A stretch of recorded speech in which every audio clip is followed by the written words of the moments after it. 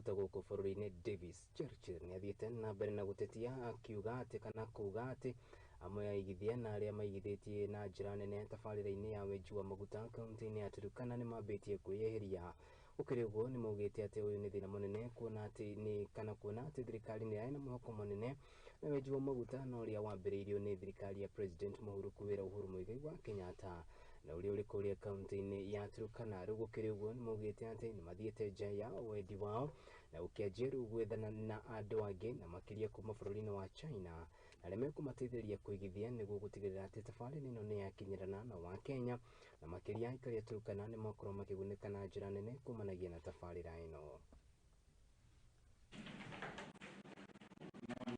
There has been a problem in engagement between the ministry previously and the county government of Turkana and even the leadership of Turkana County.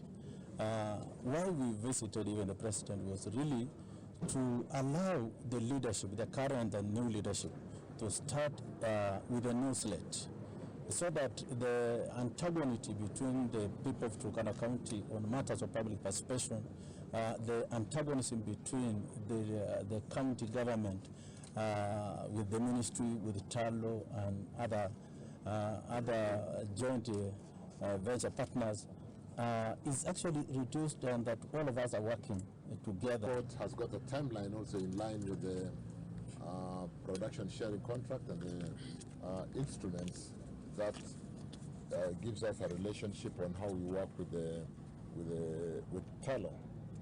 And so that report is with EPRA. It should be coming to my desk. I should socialize with it, take it to cabinet before it goes to parliament. And once it goes to parliament, there's also a timeline on how long it should be in parliament before we approve. And once approved, Talo should spend the next 1 year to get to what you would call financial closure. And once they get to financial closure, we'll then take the project through a development phase.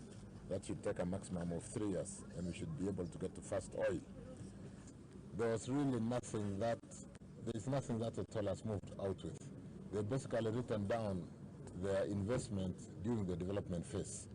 We are still going to work with Total, Africa Oil, and together with Talo and the government to go to production phase to look for investments, that capital that comes in the area of debt, because every major project will have a debt equity.